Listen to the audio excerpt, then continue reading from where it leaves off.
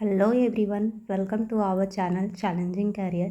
तो आज की एमसीक्यू सीरीज़ में हम लोग 20 क्वेश्चन देखेंगे।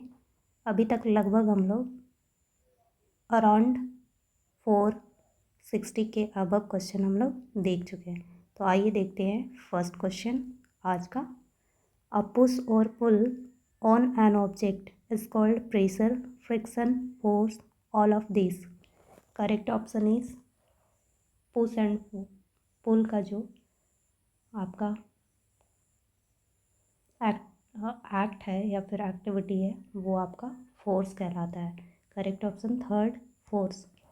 Second, a ball rolling on the ground slows down and finally stops. This is because of force, less force applied, friction, none of this. Correct option is third number, friction. Due to friction ये ball stop कर जाता है कुछ दूर जाने के बाद। Next, third number, force of friction always acts on moving objects and its direction shall be 1 on any direction along the direction of motion perpendicular to the direction of motion or opposite to the direction of motion. Correct option is 4 number, opposite to the direction of motion.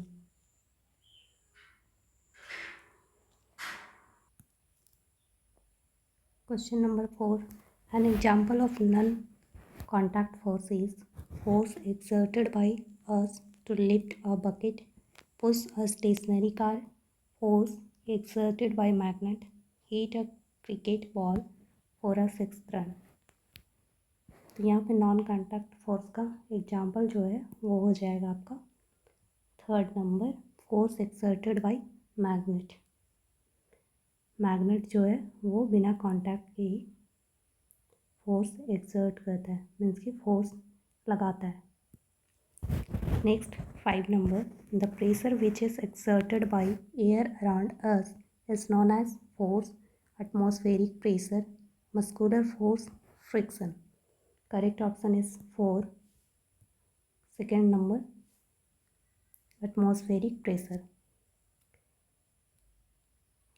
जो air हमारे चारों ओर जो air है उसके द्वारा जब किसी object में या फिर किसी चीज़ में भी प्रेशर लगता है तो उसको क्या बोलते हैं? Atmospheric pressure. Next 6 number, Richter scale is use to measure the magnitude of landslide, thunder, volcano और earthquake. Correct option is 4 number, earthquake is measured by Richter scale या फिर मैग्नीट्यूड ऑफ अर्थक्वेक मीन्स की magnitude means की परिणाम। Next है result. Next है 7 number, a pond contains clean water, which of the following activities will produce least pollution of water. बोला जा रहा है कि एक पॉन्ड क्लीन वाटर से कंटेन और उसको सबसे कम गंदगी करने वाला जो एक्टिविटी है वो कौन सा है? Washing clothes in the pond, domestic waste, industrial waste, swimming in the pond. Washing clothes in the pond that means कि सोप एंड डिटर्जेंट यूज़ होगा, that is chemical substance. Domestic waste अगर throw करते हैं तो उसमें भी chemical substance के साथ साथ बहुत कुछ आता है।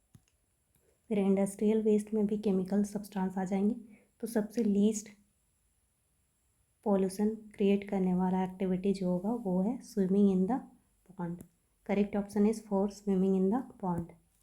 Next 8 number, minimum air pollution is caused by burning of coal, kerosene, LPG, diesel. Correct option is 3, LPG को यूज़ करने पे वो सबसे कम बर्निंग से जो पॉल्यूशन क्रिएट होता है वो सबसे कम होता है। नेक्स्ट है 9 number, smoke leads to disease of skin, heart, lungs, stomach. Correct option is third number, smoke जब हम लोग ब्रीदिंग के द्वारा इनहेल करते हैं तो वो हमारे लंग्स को डैमेज करता है। नेक्स्ट है 10 number, depletion of ozone layer in the atmosphere causes cancer of skin, stomach, blood, lungs. Correct option is first number, skin. Ozone के डिप्लीशन से अल्ट्रावायलेट रेस हमारे स्किन को हार्मफुल इफ़ेक्ट पहुंचाते हैं जिससे कैंसर भी हो सकता है। Next 11 number, who discover the instrument to measure the magnitude of earthquake. Scientist Richard, scientist Jenner, scientist Watson, scientist Franklin. Correct option is first, scientist Richard जो है वो है रिक्टर स्केल को इन्वेंट करने वाले या फिर डिस्कवर करने वाले साइंटिस्ट। नेक्स्ट है 12 number, morning star is the name given to polar star, Mars, Jupiter, Venus. Morning star that means कि सुबह की तारा किस प्लैनेट को कहा जाता है? पोलर स्टार को, मार्स को, जुपिटर को, वीनस को। करेक्ट ऑप्शन जो है वो आपका 4 नंबर, वीनस को मॉर्निंग स्टार कहा जाता है। नेक्स्ट है 13 number, when the electric current is passed through conducting solution, there is change in color of the solution. This is indicates chemical effect of current, the heating effect of current, the magnetic effect of current, the lightning effect of current. Correct option is first number, chemical effect of current. Next 14 number, an electric current can produce heating effect, chemical effect, magnetic effect, all of these. Correct option is 4 number, all of these is correct for electric current can produce. Next 15 number, the rapid maturation of gonads takes place due to release of hormone, enzymes, maturation inhibitor. Correct option is first, hormone. Due to hormone production of many endocrine glands, rapid maturation of gonads take place in our body. Next 16 number, Neha's baby has reached the stage where its body parts can be seen by sonography, thus it is called। बोला जा रहा है कि नेहा का जो बच्चा है, baby है, वो उस स्टेज में पहुंच जाता है जहाँ पे अगर सोनोग्राफी किया जाता है तो उनके बॉडी पार्ट्स अलग अलग देखा जा सकता है। तो वो कौन सा स्टेज है बेबी का? Embryo, zygote, gamete, foetus. Correct option is 4 number, foetus. Foetus हम लोग तब बोलते हैं जब उसका बॉडी पार्ट्स इंडिविजुअली दिखना स्टार्ट हो जाता है। मीन्स कि कौन सा हाथ है, कौन सा पैर है, कौन आँख है, नाक है, ये सब आपको नज़र आने लगता है तो उसको हम लोग कहते हैं foetus.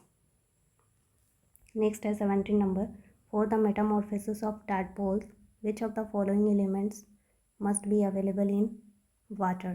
Thyroxine, iodine, chlorine, sulphur. यहाँ पे एलिमेंट पूछ रहा है तो इसलिए आपको करेक्ट ऑप्शन हो जाएगा 2, आयोडीन। अगर हार्मोन पूछता तो आपको thyroxine.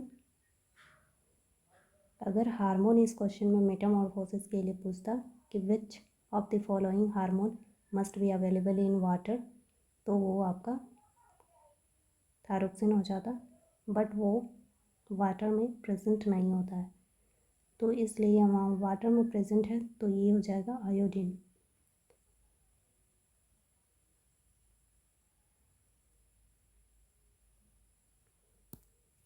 Next 18 number, in human beings after fertilization the structure which gets embedded in the wall of uterus is ovum, zygote, embryo, fetus। पूछा जा रहा है कि ह्यूमन बीइंग में आफ्टर फर्टिलाइजेशन जो स्ट्रक्चर है वो यूट्रस के वाल पे चिपक जाता है, तो वो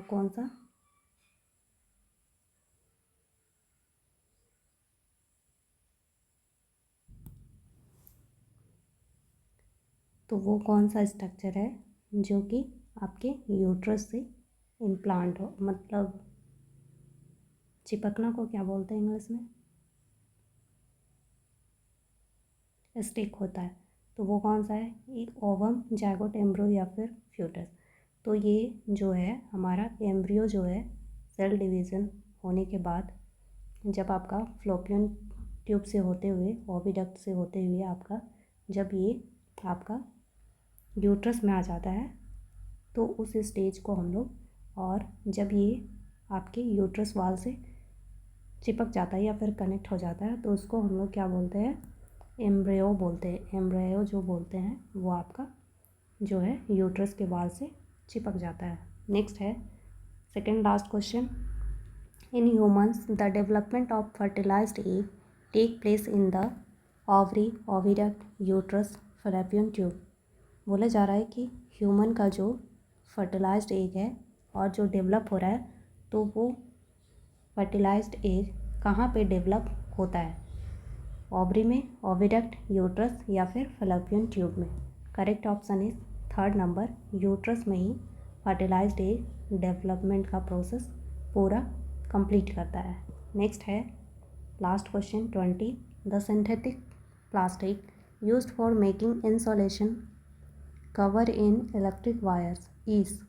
पूछा जा रहा है कि वह सिंथेटिक प्लास्टिक जो कि इलेक्ट्रिक वायर में इंसुलेशन के रूप में कवर किया जाता है, उसको क्या बोलते हैं या फिर वह क्या है, bakelite, melamine, polyvinyl chloride, polystyrene.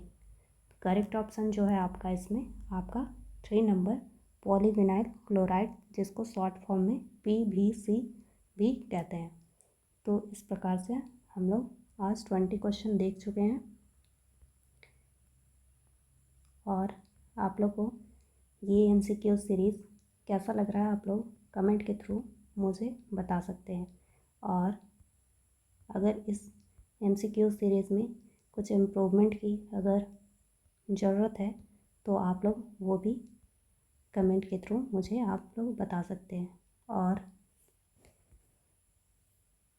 आप लोग अपने रिवीजन को MCQ सीरीज़ हो गया, फिर आपके नोट्स से रिवीजन करके आप लोग बूस्ट अप कर सकते हैं। धन्यवाद।